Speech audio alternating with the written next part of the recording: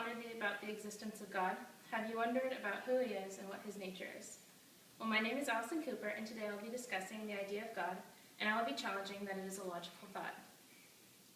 I will bet it's safe to say that many of you have questioned God from time to time, or maybe you are even currently questioning if God exists.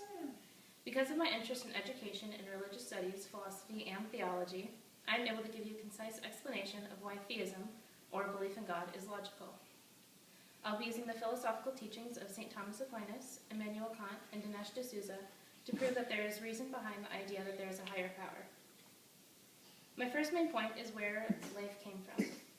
In a debate with Christopher Hitchens at the University of Notre Dame, Dinesh D'Souza states that, quote, "Evolution does not explain the presence of life on the planet. Darwin knew that. Evolution merely explains the transition from one life form and another. That's very different from accounting for life itself," close quote. He goes on to say that the basis for all life, the cell, is far too complex to be an accident made from random matter. He says that, quote, "The cell couldn't have evolved because evolution presupposes the cell," close quote. There had to be something that started everything. This is our understanding of God. Now, our understanding of God can be vast and different.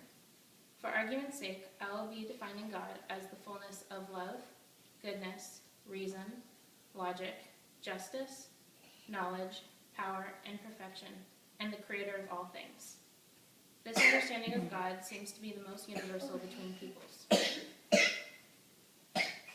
My second main point is that God exists because of the rationality that there had to be a first mover. St. Thomas Aquinas is well known for his 5 proofs regarding the existence of God. Since it would take too long to discuss them all, I will be discussing, in my opinion, the most compelling from the 5. The first argument is that there has to be a first mover. In his book, Philosophical Conversations, Norman Melfort explains this concept beautifully. We can see from the world around us that some things are in motion. Things can only move when potential motion becomes actual motion.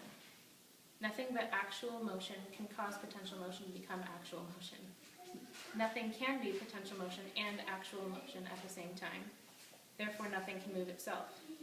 Therefore, everything that is in motion was moved by something else. This sequence of motion cannot extend forever. Therefore, we arrive at the conclusion that there has to be a first mover, put into motion by no other, and that is God. However, for some atheists, this argument is still not good enough. For some, they need more evidence, which I will now provide. For any last arguments against theism, I will lastly discuss Immanuel Kant's fallacy of enlightenment. In the scientific community, it is a common misconception that we as humans have the capacity to discover all that can be discovered until there is nothing else to learn. However, there is a hidden flaw behind this lineage of thinking. Respected philosopher Dinesh D'Souza states in his article, What Atheists Can't Refute, that, quote, "There is a much greater limit to what human beings can know." Kant showed that human knowledge is constrained not merely by the unlimited magnitude of reality, but also by a limited sensory apparatus of perception, close quote. For example, think of what it looks like when you wear sunglasses. What you see is usually darker or a different color when wearing the lenses than when not wearing them. Reality looks different, but you can only perceive reality through the glasses you are wearing. According to the fallacy of enlightenment, this concept can also be applied to humans.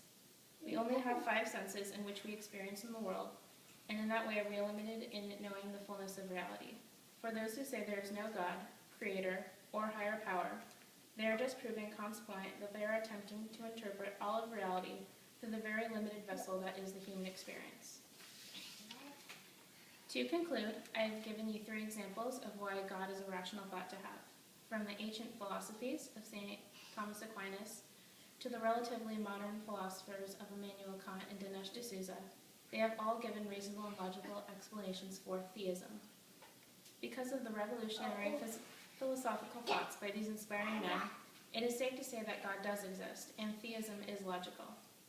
How close anyone is to what reality actually is, we may never know. Therefore, it is impossible to state that there is no God. Like Dinesh D'Souza states in his debate with Christopher Hitchens, we can prove that there is a God using pure reason, which is truly a beautiful God-given gift.